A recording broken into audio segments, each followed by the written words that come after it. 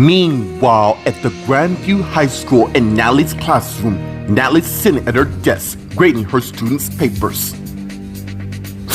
Till David came in with takeaway orders, and as he closed the door, just as Natalie looked up and saw him. "David, what brings you here?" And as David came to his wife with their takeaway orders, seeing if my wife has time for a break. "Oh, honey, I wish I could, really. Only thing is, I'm swamped with paperwork to my ears. That could be done in a few minutes with my help." "Okay." And as David went and set their dinner in one of the desks, just as Natalie got up and came to where he is, just in time for him to stop, and they began kissing each other. And pulled back. "How are kids doing?" "They're doing rather good. I heard Andrew went out of town with his mates while Jeff is studying at home, or so we think." "Hey, we have 3 amazing kids with 2 going to amazing colleges. I'm just worried about our eldest daughter, Hannah." "Don't worry, she'll come around soon." "Yeah, especially with that new position she's doing right now. It's Oi. We're just gonna have to trust that Hannah made the right decision." "Why do I get the distinct impression there's more you want to tell me?" "Actually, there is, and it has to do with Jeff's new girlfriend, the one we should really be concerned about." Meanwhile, in the courtyard, Vanessa came to where Jeff is, who saw her, and as he got up, just as she arrived, and as they began kissing each other, and pulled back. "What's wrong? You look awfully worried." "I guess one can say that, considering what's been happening lately." "Why don't you fill me in to what's going on?" "I really don't want to bore you with the details. Try me. You might be surprised in the end. It's about me, Dad, and how much trouble he's going to be in." Meanwhile, at the edge of Rich Manor in the kitchen, Melissa's pouring herself a cup of coffee and put the coffee pot down. And she got her cup and took a drink. "I know.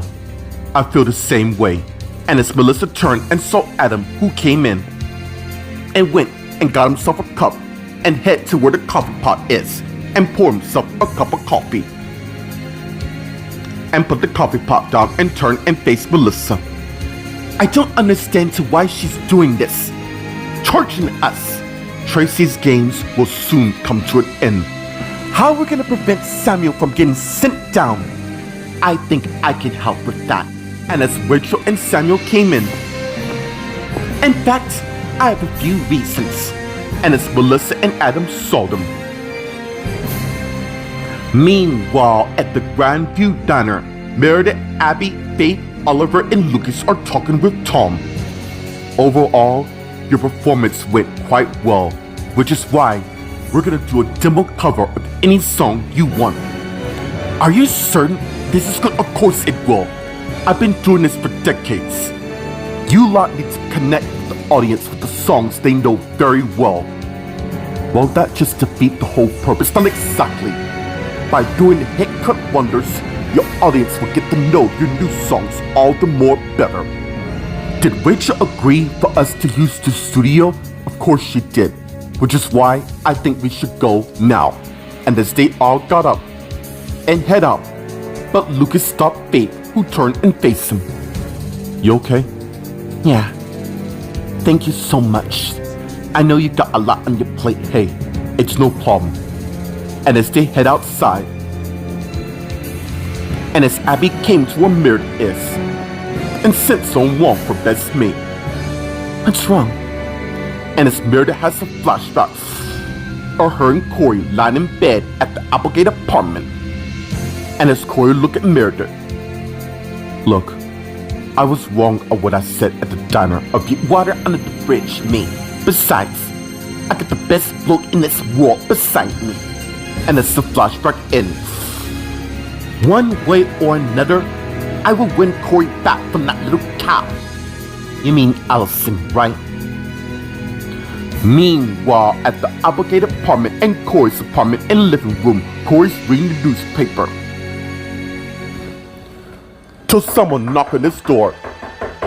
And as he put the paper down and got up and head to the door and arrived and got it. And it's Allison. Allison, I was thinking about you lately. So have I. Come in. And as Allison came in, and as Corey closed the door, and as they head to the living room and turn and face each other, I got some good news. I do as well. You go first. Well, I've spoken to my attorney, and she's come up with a way so you and I can have a family. You do know we have a son, right? Yeah, the one that got sent to boarding school, and we both know the reason. Getting back to what my attorney said about the solution, what would that be? She wants me to undergo a vitro operation. Well, the two of us. Meanwhile, at the Los Angeles International Hospital in Stephanie's room, Stephanie's lying in bed asleep while Taylor and Ryder came in and saw her.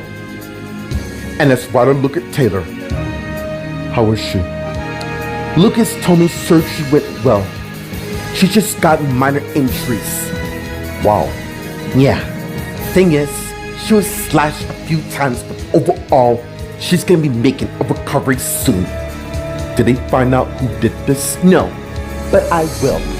And you're gonna help me take this bastard down no matter who. Even so, you and I still have to deal with our next problem. Not to worry.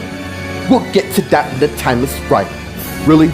And as Ryder dragged Taylor out of Stephanie's room, and as he closed the door and turned and faced her.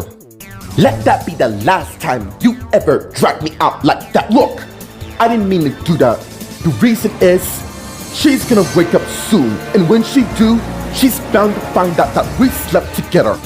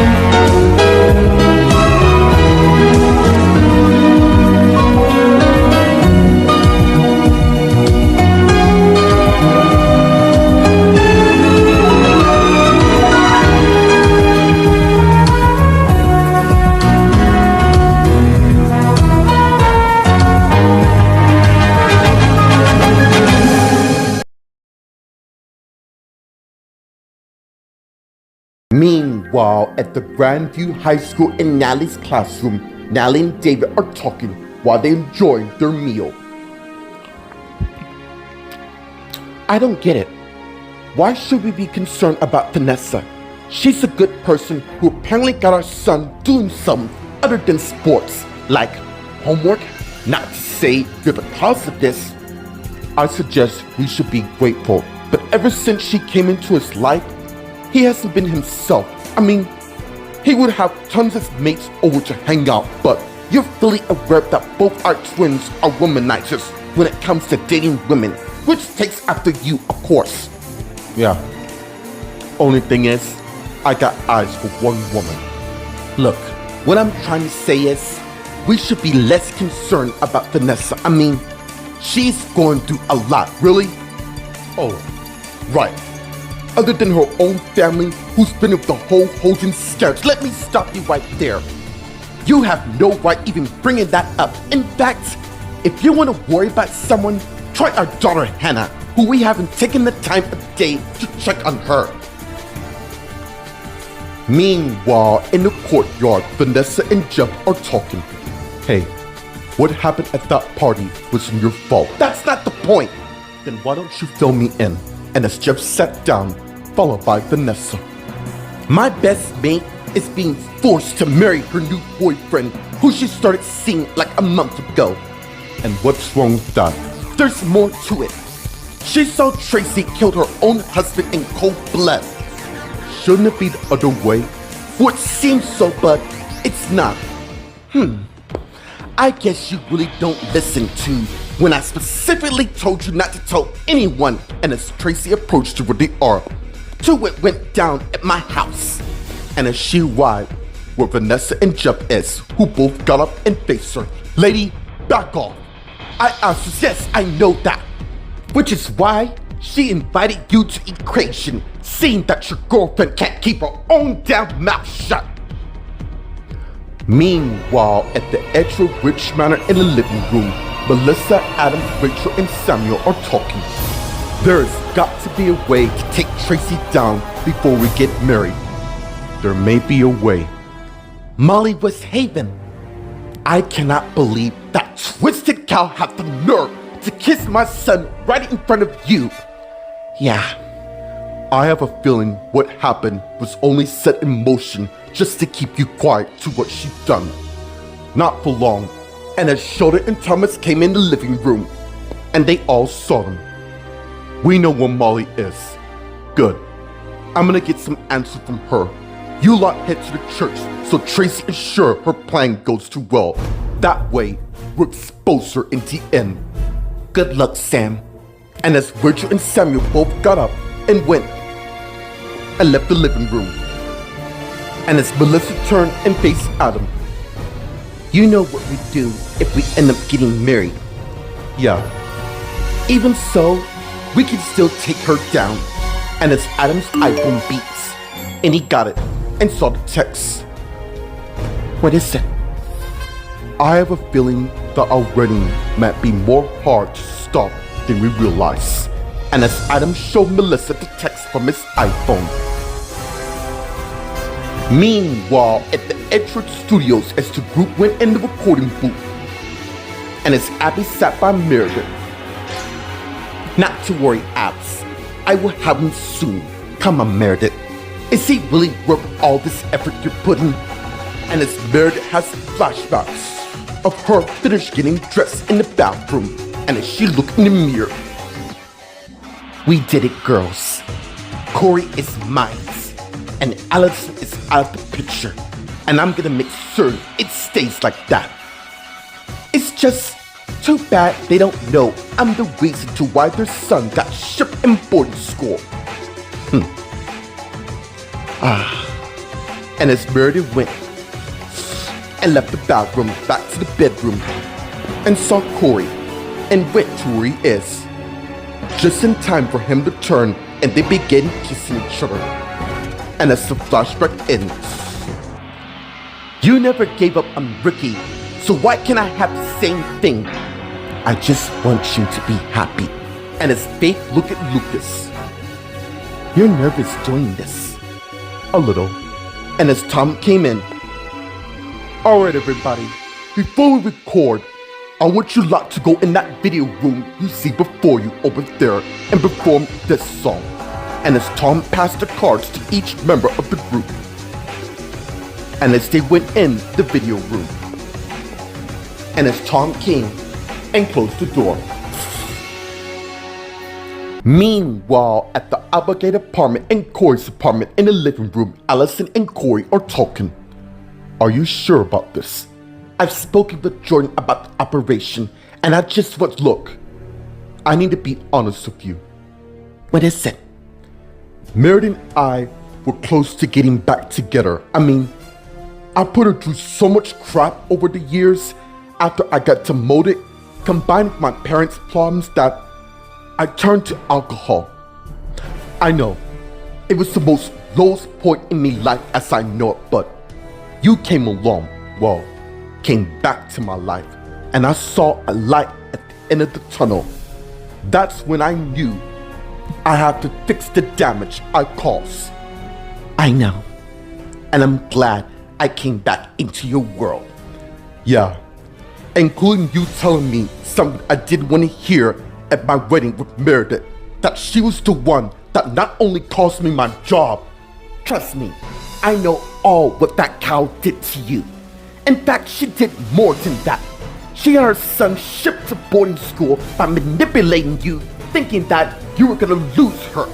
Also, She was scared that we would end back together, which happened in the end. That selfish, twisted cow only cared about you like some damn prize and playing the victim card so good. Point of the matter is, I want to thank you for preventing me from making the biggest mistake of my life. Meanwhile, at the Los Angeles International Hospital outside Stephanie's room, Taylor and Ryder are talking. Look, Nate, my daughter is not gonna find out that we slept together. Good. Let's just blurt it out to the whole damn hospital. Or better yet, why don't we post it so the whole world can see? Shut up. No, you shut up. Do you realize the damage that this is gonna cause? I don't regret what I've done with you, okay? I just had a moment. You know damn well it was more than that. Yes, I guess you can say the same. Where's Oliver? What do you mean? You would think her boyfriend would be her by her side while she's fighting for her life. Or your son Corey. Thing is, Corey's doing something along with Oliver. But believe me, my son's the least of your worries right now. Be thankful my husband's banged up at the moment. And as the young man came to where they are, and Taylor turned and saw him. Oh my God. Roman.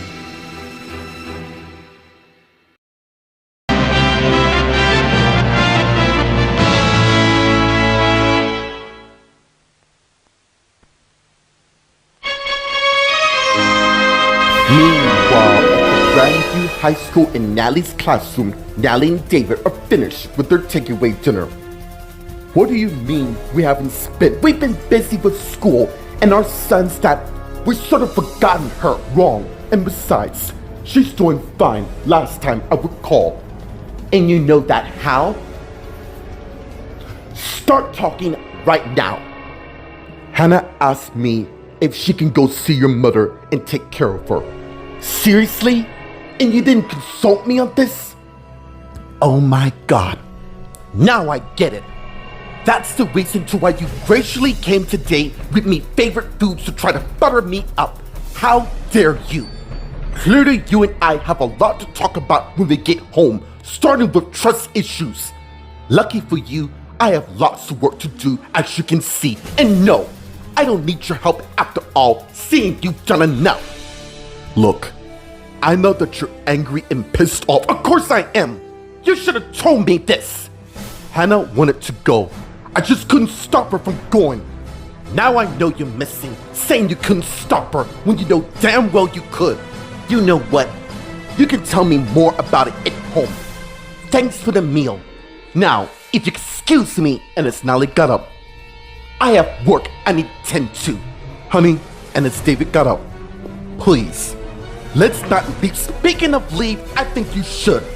I really don't want to see you for the rest of the day. Shut the door on your way out. And as David got their takeaway finished meal, and as he headed to the door, and left and closed the door. Meanwhile, in the courtyard, Tracy, Vanessa, and Jeff are talking. What the hell do you want with her? Stay out of this, or you do what? Jeff, don't. She's really not worth the time. Yeah, I would listen to your girlfriend. I don't have to listen to anything you say. And how the hell are you here in the first place? I know damn well you don't work here at this school. You know nothing, little boy, other than what you do at best. Being a jock with you little groupies. Sorry, you lost me at little boy. Oh, smartass, are we? How cute, just do one.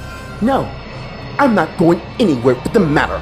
And as her henchman came from behind, and Vanessa and Jeff saw him. As for you, if you're itching for a fight so bad, Buster can assist you with that. That's cute, having your lapdog nearby. Be certain to be at your best mate's wedding, because not only your father's life's at stake, so is your boyfriend and his scholarship. Now will be the time for you to walk away. I am not afraid of you, and trust me, I have the power to strip you of everything you have, unless your girlfriend goes with my plan. And in case you haven't followed, you're his +1. Meanwhile, at the Grandview Baptist Church in the sanctuary, as Melissa, Adam, Sheldon, and Thomas came in and saw the display for Melissa and Adam's wedding. Oh my God. My thoughts exactly. Not to worry. My dad and mom will get answers. Like Adam said, it won't even matter. Besides, that text said if we don't go through, a tip will be sent to the police and then Samuel will get sent down. She's right, Thomas. They have no choice but to get married. And as Adam turned and faced Melissa, well, the next time I see you, you'll be coming down the aisle towards me. I can hardly wait.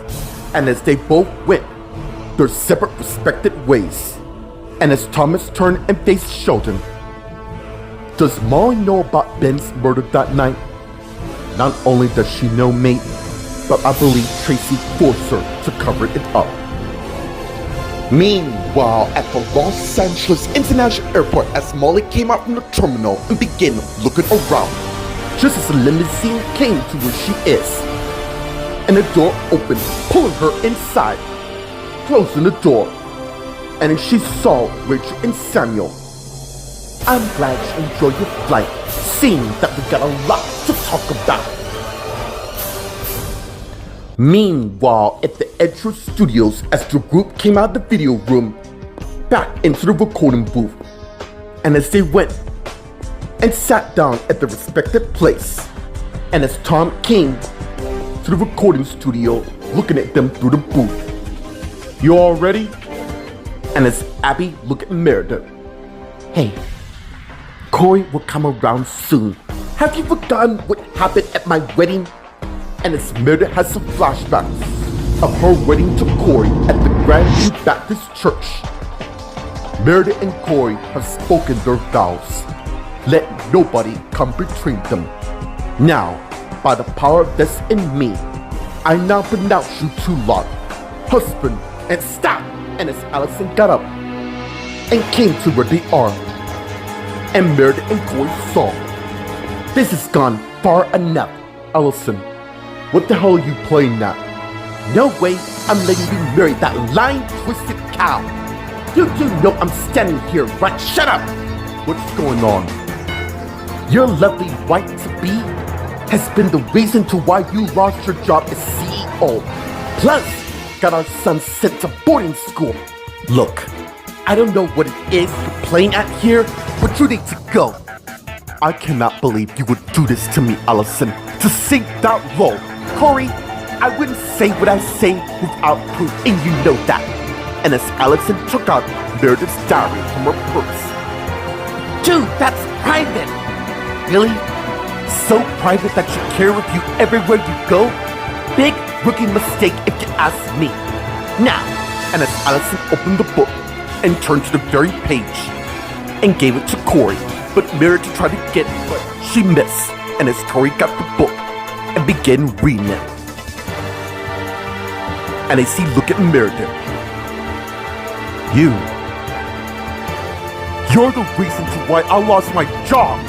And as the flashback ends, excuse me, ladies, and as Tom looked at Meredith and Abby, who saw him, now that the two of you are done with whatever it was you were doing, we would like to get back to you lot recording your original song.